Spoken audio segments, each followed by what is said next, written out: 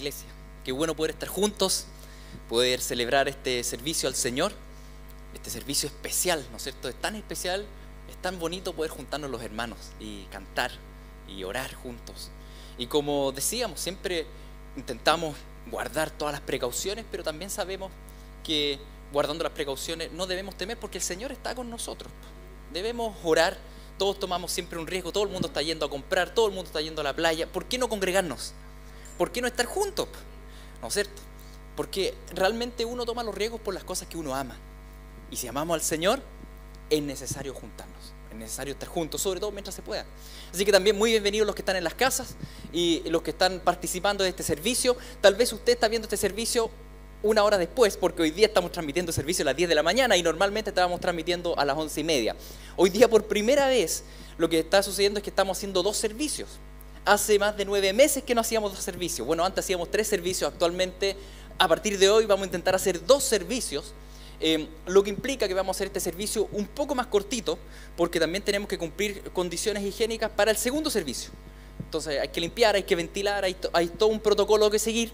Entonces es por eso que vamos a intentar hacer este servicio un poco más corto, para que podamos también de aquí en adelante tener 2 servicios mientras estemos en fase 3. Obviamente si esto vuelve a fase 2, bueno, ahí será otro el tema, o si pasa a fase 4, donde permitiría más personas. Entonces vamos día a día viendo cómo llevar esto a cabo. Por hoy día estamos contentos de poder tener 2 servicios, porque a mayor servicio, ¿no es cierto?, más gente puede venir y disfrutar de esta comunión todos juntos. Le damos gracias al Señor por eso. El texto que vamos a leer hoy día, bueno, estamos continuando en realidad el Evangelio de Lucas. Ya hemos predicado todo el año prácticamente, desde mayo, desde abril más o menos, que estamos predicando Lucas, y ha sido muy enriquecedor. Hoy día estamos en el capítulo 8, versículo 22 al 25. Así que vamos a leer primero el texto completo y después nos vamos a detener a estudiarlo. Dice así: Aconteció un día que entró en una barca con sus discípulos y les dijo: al otro lado del lago, pasemos al otro lado del lago, falta ahí la palabra. Y partieron, pero mientras navegaban, él se durmió y se desencadenó una tempestad de viento en el lago, y se anegaban y peligraban. Y vinieron a él y le despertaron diciendo: Maestro, maestro, que perecemos. Despertando él, reprendió el viento y a las olas, y cesaron, y se hizo bonanza. Y les dijo: ¿dónde está vuestra fe? Y atemorizados se maravillaban y se decían unos a otros: ¿quién es este que aún los vientos y las aguas manda y le obedecen? Preciosa palabra del Señor, que vamos a profundizar un poco más, vamos a acabar un poco. Jesucristo se embarca con sus discípulos, especialistas en el lago de Galilea, porque eran pescadores ahí. Por eso la historia es tan asombrosa. En realidad es rara la historia, porque los discípulos están ahí en su medio normal. Lo otro es que el lago se le dice Mar de Galilea, pero era un lago del porte del lago Villarrica, 20 por 10 kilómetros. Y por tanto lo conocían harto. Cruzaban para acá, para allá. Y por eso amerita, en realidad, estudiar un poco más esta historia, porque es bastante asombrosa. Y hay muchas cosas que el Señor aquí nos quiere hablar. Ahora, para estudiarlo de manera más profunda, vamos a ir viendo los textos paralelos también, que es Mateo y Marcos. Siempre es bueno cuando uno lee los evangelios, ir viendo también los textos paralelos, porque van dando riqueza añadida. Así que vamos versículo por versículo, viendo también los textos paralelos. Dice así, Marcos lo cuenta así: aquel día, cuando llegó la noche, les dijo: pasemos al otro lado. Y despidiendo a la multitud, le tomaron como estaba en la barca, y había también con él otras barcas. Aconteció un día, dice Lucas, que entró en una barca con sus discípulos y les dijo: pasemos al otro lado del lago, y partieron. Y Mateo dice: y entrando él en la barca, sus discípulos le siguieron.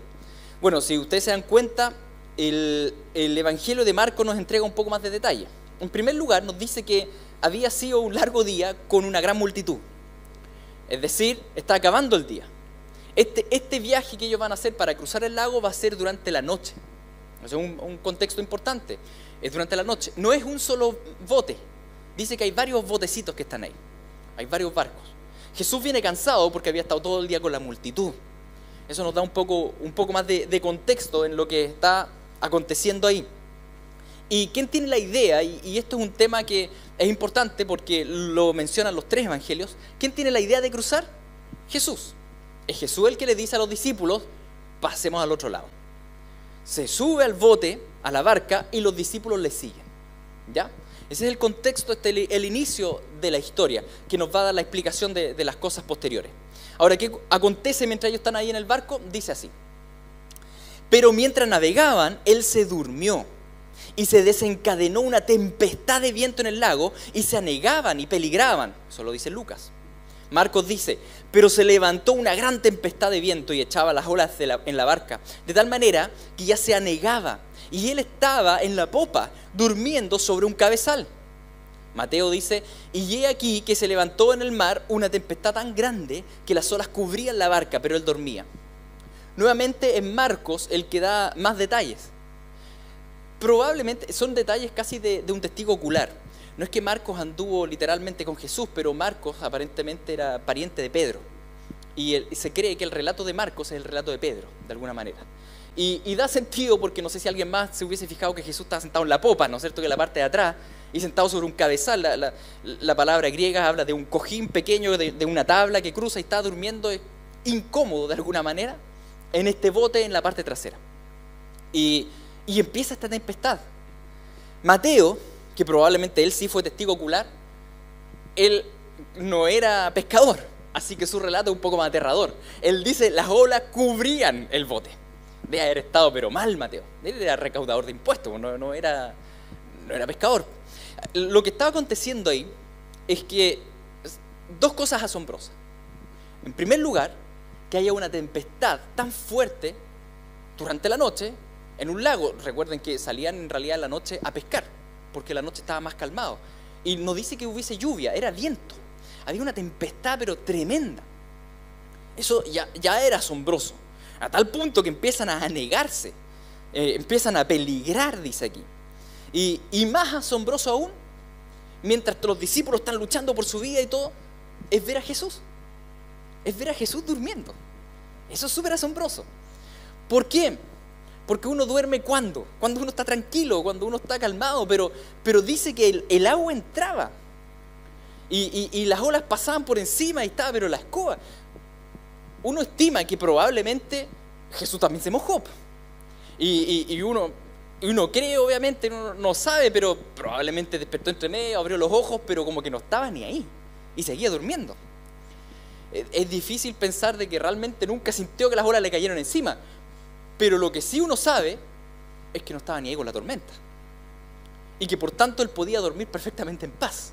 ¿Cuándo uno puede dormir? Uno puede dormir cuando está calmado, cuando uno está confiado, cuando uno está tranquilo. Ahí uno puede dormir. Si no, la verdad es que si uno anda ansioso, es difícil dormir, pues, y menos cuando hay tormenta, cuando, los temblores de estos días. No sé ustedes cómo son con los temblores. La verdad es que con los temblores yo sigo durmiendo como nada. Yo creo que como la mayoría de los chilenos. Pero no todo es así. Algunos despiertan con los temblores y después quedan, ¿no es cierto?, vigilantes. Y resulta que Jesucristo, él estaba durmiendo en medio de una tormenta. Y claro, obviamente él venía cansado. Pero tal vez lo más crucial es que no vemos en él preocupación. Ese es un tema crucial que tiene que ver con el dormir. Ahora bien, ese era él, porque todos los demás, la verdad es que estaban aterrados. Y la verdad es que tiene que haber sido muy fuerte, porque pensar en un Pedro, en un Juan, en un Jacobo, ¿no es cierto?, en un Santiago que están ahí, que están aterrados, tiene que haber sido muy bravo, tiene que haber sido muy fuerte. Cuando uno está desesperado, ¿qué es lo que más nos desespera muchas veces? Lo que más nos desespera a veces, cuando uno ve que uno está estresado y está todo mal, lo que a veces más nos enoja es ver el que está al lado y que está tranquilo. Y como que no le afecta en nada. Y uno dice, ¿pero cómo? Y uno se enoja, y es como, oye, qué poco empático. Y incluso uno empieza a juzgar, es que ¿cómo Jesús puede estar durmiendo si está a la media escoba? Y nos pasa con las personas, y a los discípulos les pasó con Cristo. Les pasó con Jesús. Y lo vemos en las palabras que ellos dicen ahora. Y vinieron a él y le despertaron. No tuvieron que caminar mucho, ¿no es cierto? Estaba dentro del mismo bote, pero lo que llama la atención es que dice en plural. No es como que uno fue a despertar, es como que todos se juntaron y dijeron, oye, Pero mira, po, está durmiendo ahí el perla. Vamos a despertarlo. Y van, dice, van. Y dice, y le despertaron diciendo, maestro, maestro, que perecemos. Mateo dice, vinieron sus discípulos y le despertaron diciendo, Señor, sálvanos, que perecemos. Y Marcos dice, y le despertaron y le dijeron, maestro, ¿no tienes cuidado que perecemos? Ya, pues Jesús, ¿qué te pasa? ¿Qué te pasa? ¿Acaso no ves que estamos muriendo? Nos estamos hundiendo y tú estás durmiendo. ¿Qué onda, Jesús? ¿Por qué no haces nada? ¿Por qué estáis durmiendo? ¿Por qué no nos salvas? ¿Acaso, y fíjense la última pregunta que aparece ahí en Marcos, ¿acaso no te interesamos? Eso es lo que está detrás. ¿No tienes cuidado que perecemos? ¿No te importa que muramos? ¿Acaso, Señor, no ves que mi familia se está estrellando? ¿A dónde estás, Señor? ¿A dónde estás? ¿No ves que mi economía se está hundiendo, Señor, y tú estás durmiendo? ¿Qué pasa, Señor? ¿Por qué no me respondes? Necesito una respuesta y no me respondes, Señor. ¿Acaso no te parece que ya han sido, Señor, muchas enfermedades, mucho sufrimiento y como que tú guardas silencio y como que estás durmiendo y no haces nada, Señor? ¿Por qué duermes? ¿Acaso no te intereso? ¿Por qué duermes? ¿Por qué no me dices nada? ¿Por qué no me salvas? ¿No ves que estoy muriendo? ¿Les ha pasado? ¿Está pasando hoy día?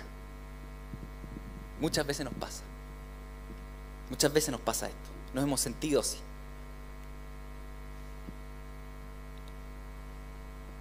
La tormenta en este pequeño lago es tan grande que incluso algunos comentaristas piensan que aquí hay una tormenta sobrenatural.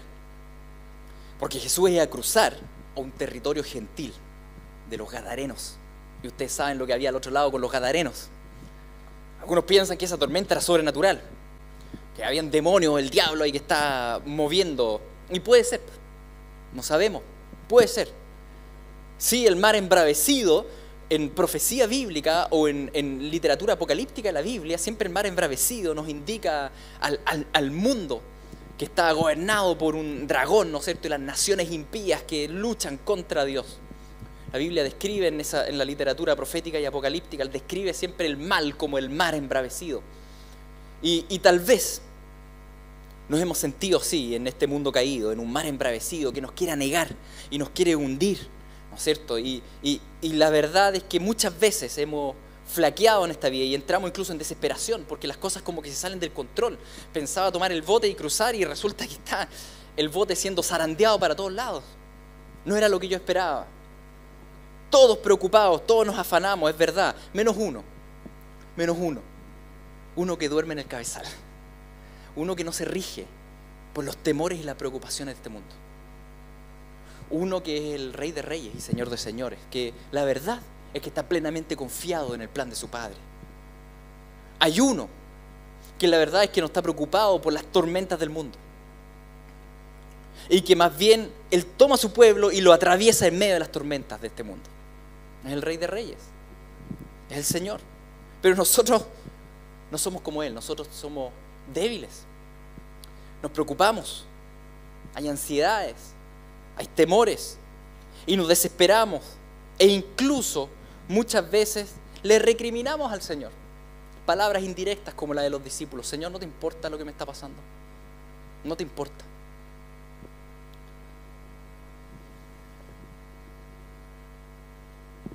Despertando él, reprendió al viento y a las olas y cesaron y se hizo bonanza.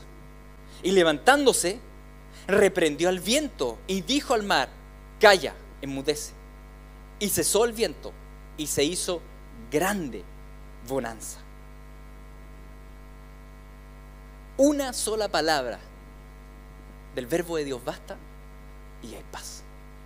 Claro, el mundo puede rugir y rugen las olas, pero cuando ruge el león de Judá, no hay molécula de agua que se atreva a seguir caminando. Todo se detiene, porque todo subsiste en Él y todo fue creado por Él. Por tanto, una sola palabra del verbo de Dios y todo se detiene. Inmediatamente hay bonanza. Nuevamente, insisto que son interesantes las palabras de Marco porque ocupa palabras de pescador y por eso muchas veces se cree que Marco en realidad es el relato de Pedro.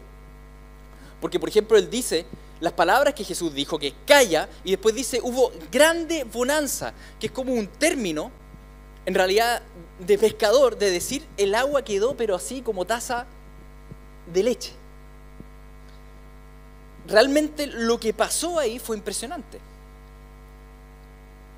Y si esto era de origen demoníaco, puede ser los espíritus inmundos retrocedieron como gato mojado, como perro con la cola entre las piernas, ¿no es cierto? Porque bastó que Jesús dijera, cállate, calladito, y listo, eso fue todo. Cállate. Y hubo calma. Mis queridos, ningún gobernante de este mundo va a poder emular jamás a Jesucristo. Nunca, nunca, porque Él es el Rey de Reyes. Se van a levantar gobernantes, ¿no es cierto? Y muchos falsos mesías también. Pero ninguno es como nuestro Rey. No olvides eso. No lo olvides, aunque digan palabras bonitas y todo. Pero Jesús le dice al mar, cállate, y no hay molécula de viento que se mueva. Ese es nuestro Señor. Ahora, siendo Él el Verbo de Dios, siendo Él igual a Dios, no consideró eso, sino que se despojó de sí mismo y se hizo siervo. Los gobernantes del mundo son polvo. Todos nosotros somos polvo realmente ante el Señor. Pero el Señor decidió encarnarse y hacerse polvo, vivir en medio de nosotros para rescatarnos. Estamos en tiempo de Navidad, estamos en tiempo donde nos estamos acercando a la celebración de la Natividad de Cristo. Y qué impresionante cuando uno lee este texto bíblico es recordar otro texto bíblico que antes en Lucas, que dice que este Rey de Reyes fue envuelto en pañales y fue colocado en un pesebre porque no había espacio para Él en el mesón, en la posada. No había espacio para Él en Belén, no había espacio para Él en Israel. Tampoco había espacio para Él en el mundo, que era de Él y que es de Él. El Señor vino y se humilló a sí mismo, siendo el Rey de Reyes, siendo que toda la creación se sujeta a una sola palabra de Él, porque su boca es como espada de doble filo. Pero Él vino y se humilló. ¿Para qué? Para abrir un camino para ti, para ir al Padre. Jesucristo abrió un camino al Padre. Jesucristo vino para que el mar se abriera y pudiésemos atravesar por el mar embravecido y llegar al otro lado, a la tierra de Canaán. Eso solo lo pudo hacer Él, el Rey de Reyes. Sabemos, en estos tiempos navideños, la verdad es que sabemos que Jesús no nació en diciembre. Lo sabemos porque es invierno en Israel y en invierno ellos no salen a cuidar ovejas.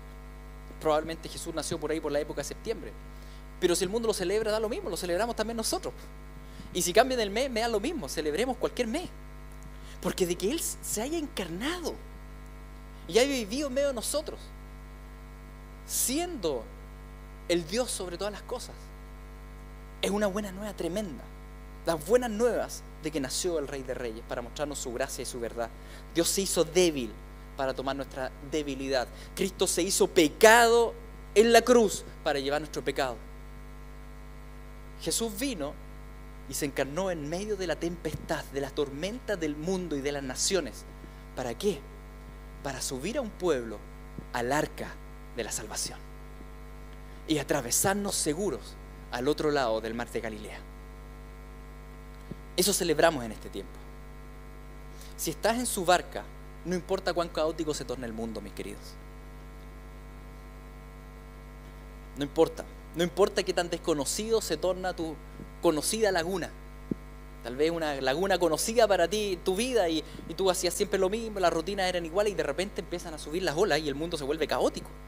Y uno ya no reconoce, ya no puedo ir igual a los mismos lugares, como que la laguna conocida ya no es conocida, es una tempestad. Pero si estás en el barco de Cristo, no hay problema. No hay problema. No importa qué tan tempestuosa es. Si estás en el barco con tu Rey, estás a salvo. Estás en el arca de la salvación. Todo aquel que está en Cristo.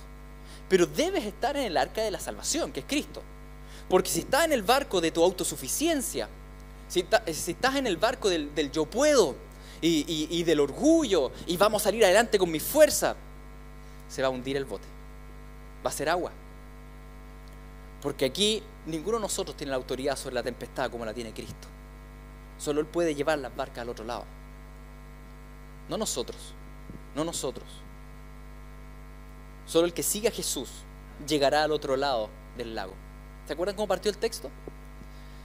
El texto partió así. Aconteció un día que entró en una barca con sus discípulos y él les dijo, pasemos al otro lado del lago. Y partieron. ¿De quién fue la idea? De Jesús. Y entrando él en su barco, sus discípulos le siguieron. La idea fue de Jesús, y eso es importante para entender este texto. La idea de cruzar no fue idea de los discípulos, ellos simplemente le siguieron. Cuando uno sigue a Jesús, debemos entender que tenemos el destino asegurado. Porque el plan es de Él. No era el plan de ellos, era el plan de Él. El tema es que pensamos, y aquí es donde viene el dilema de los discípulos, pensamos que al seguir a Jesús y subirnos en el bote con Él, que el recorrido con Cristo va a ser un paseo lindo en el lago. Eso es lo que pensamos. Y muchas veces llegamos al Señor y decimos, ah, qué lindo, estoy con Jesús en el bote, ah, entonces va a ser un paseo pero espectacular. No, sí, va a ser espectacular, pero no como lo imaginabas. Eso lo vemos en esta historia. No como lo imaginábamos. Son nuestras expectativas.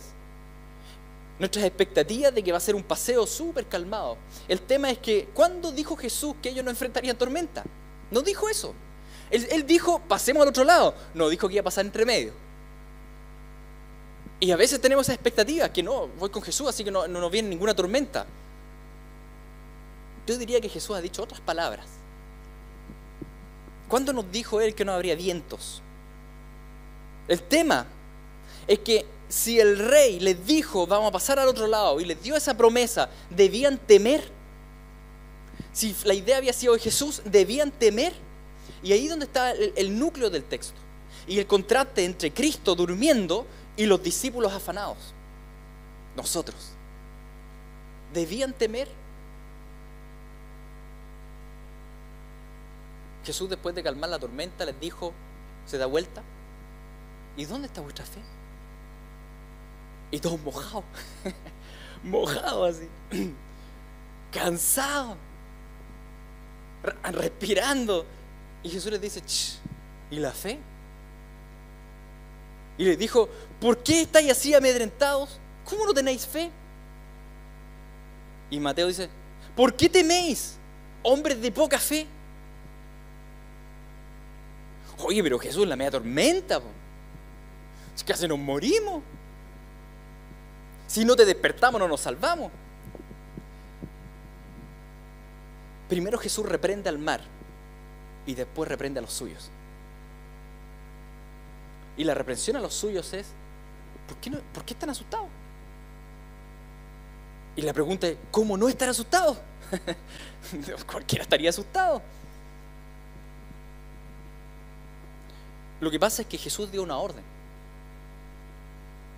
Y fíjense, frente a la orden de Cristo, el mar y los vientos callan. Pero frente a la orden de Cristo, los discípulos dudan.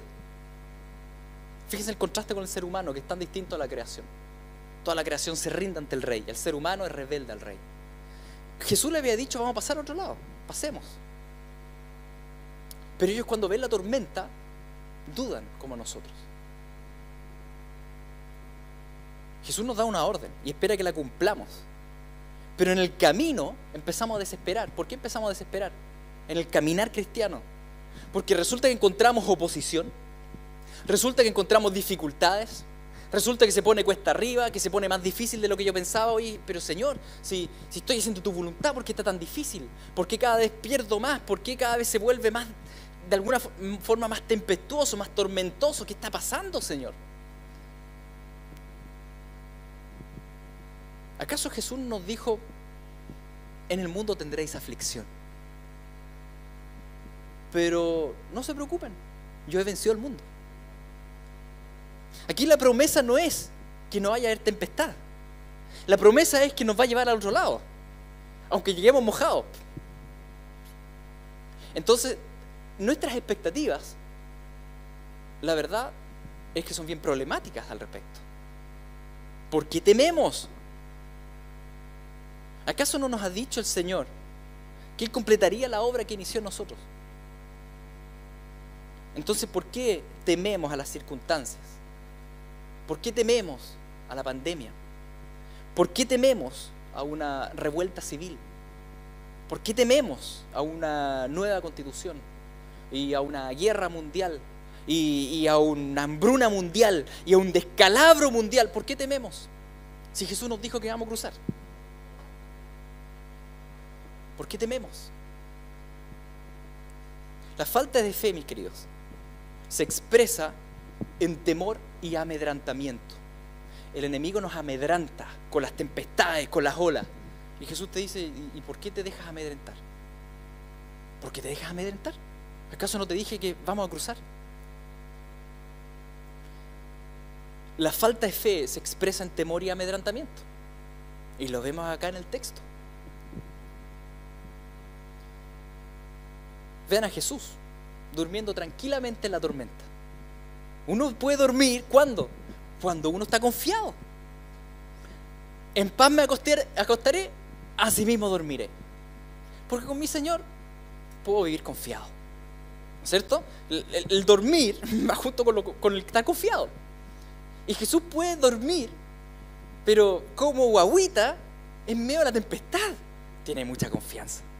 Eso es. Tiene mucha confianza. ¿En quién? En su Padre Celestial.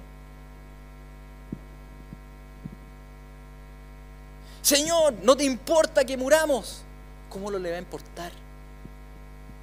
Si preciada en la vida de sus hijos ante el Señor. No es que no le importe. No es que no le importe. Es que Él te dijo cruza. No te dijo no va a haber tormenta. Cruza. Él lo sabe. Su orden fue clara. La orden sigue en pie. Pero algo se interpone entre la calma, la paz de Dios en mi corazón y yo mismo. Algo se interpone. Si está la paz de Dios disponible, si está la calma disponible, ¿por qué yo no la siento? ¿Por qué estoy tan aterrado? ¿Por qué tengo preocupaciones y temores? ¿Por qué? Y generalmente nuestra respuesta es esta. Es que la tormenta, es que las circunstancias, es que el mundo, es que mi familia, y resulta que lo que se interpone entre la calma y la paz de Dios y nosotros en nuestros corazones no son las circunstancias, es nuestra incredulidad. Ese es el resumen de la historia. Es nuestra incredulidad la que se interpone entre las tormentas, la calma de Dios, nuestros corazones. Pero nosotros miramos la tormenta, decimos es que la tormenta no me permite paz. Pero después miramos a Jesús durmiendo y decimos hay tormenta y Él tiene paz. Y lo que tiene Él es confianza. Confianza en su Padre Celestial. Por eso le dice a sus discípulos, ¿y por qué están atemorizados? ¿Por qué tienen tan poca fe? Porque Jesús la tormenta, es que la tormenta no tiene nada que ver con tu incredulidad. La tormenta es tormenta, pero aquí tú tienes un problema de corazón, dice Cristo. Es que no confías en tu Padre Celestial. Porque si confiaras, aún en la tormenta podrías dormir. Porque bueno, el Señor me va a atravesar la laguna. Lo que se interpone entre la paz de Dios y tu corazón no son las circunstancias. No es la falta de dinero. Cuando tenga más dinero voy a tener paz. No. Lo que se interpone entre la paz de Dios y tu corazón no son tus problemas. No son tus enfermedades. No son los accidentes que ocurrieron. No es la inestabilidad del país. Es que cuando haya estabilidad yo voy a estar tranquilo. No, no es eso. Lo que se interpone entre la paz de Dios y nuestro corazón es nuestra incredulidad, nuestra falta de fe, nuestra falta de confianza en Dios. Porque si hubiese una verdadera arraigada confianza en la soberanía de Dios, en el plan de Cristo y de que estamos en su bote, entonces bueno, que ruja el diablo, me da lo mismo. Que ruja, pero yo estoy en las manos del Cordero de Dios. Lo que se interpone son nuestras expectativas equivocadas de navegar sin dificultades en la vida. Lo que se interpone son nuestras idolatrías al placer y al no sufrimiento, las que nos amedrantan en las dificultades. Y nos consolamos con mentiras. Nos consolamos con esta mentira. No, ya va a pasar todo y va a estar cada día mejor. No, va a estar mejor cuando Cristo vuelva. Pero no antes de eso. No te puedes consolar en mentiras. Consuélate en Cristo. Ahí, cuando Él vuelva va a estar mejor. Antes de eso va a estar cada día peor. ¿Hay que temer? No, claro que no. Si estamos en el bote con Cristo, ¿cómo vamos a temer? ¿Qué los tenía atemorizados y amedrentados a los discípulos? ¿Qué te tiene a ti atemorizado y amedrentado? ¿Qué? ¿La tormenta? No, la incredulidad. ¿Sí? Logramos entender el punto. No es la tormenta la que me tiene atemorizado, es mi incredulidad en Dios, es mi falta de confianza en Dios. Asimismo, ¿qué es lo que tiene a Jesús tan calmado durmiendo en la tormenta? Su confianza en Dios. Eso da esta paz. ¿Dónde está tu fe?, nos dice Jesús. ¿Por qué ya estás amedrentado? ¿Acaso no te dije que vamos a cruzar el mar? ¿Cómo no tienes fe? Perdónanos, Señor Jesús. Perdónanos, porque la verdad es, ¿cuándo Él no ha cumplido? ¿Cuándo ha sido infiel el Señor? Nunca. Él siempre ha sido fiel. ¿Cuándo ha fallado? Nunca.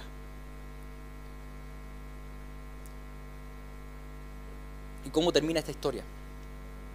Ante la intervención milagrosa de Dios y su reprensión al lago, ahora Él reprende después a los suyos, a los discípulos. Los reprende.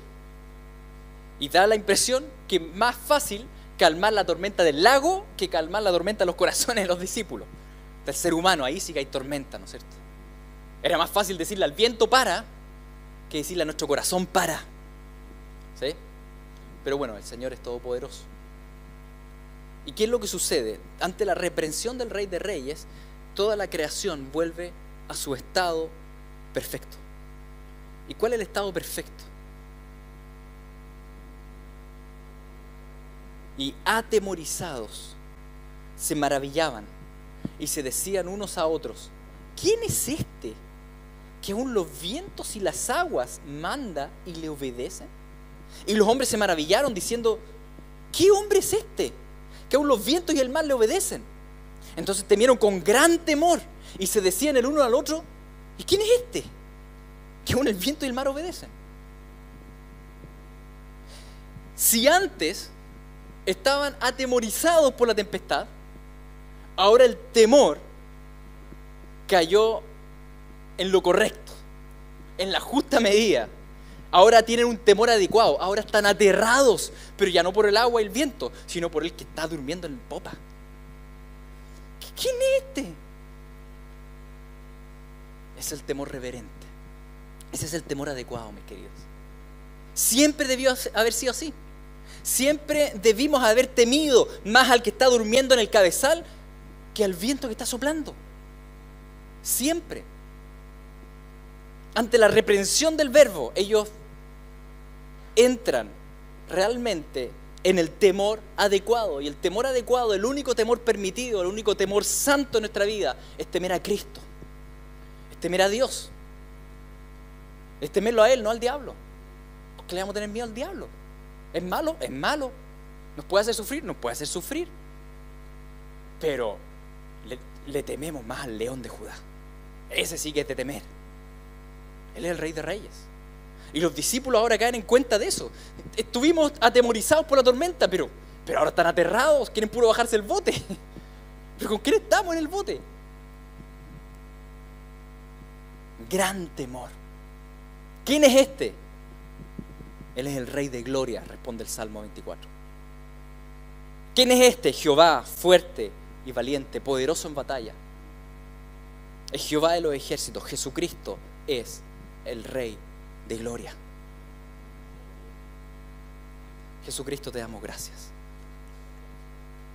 ¿Quién eres tú? Tú eres el Rey de Gloria. Ante ti las puertas de Sión se alzan. Solo ante ti, Señor.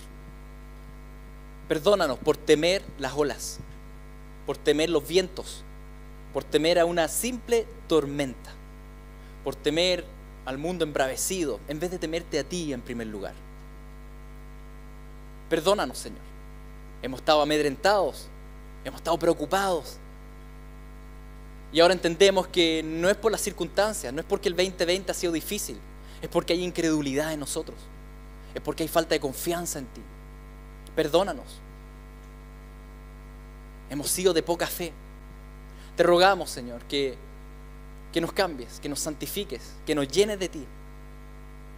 Y tengamos la plena certeza que así como tú nos dijiste que vamos a cruzar el lago, vamos a llegar al otro lado.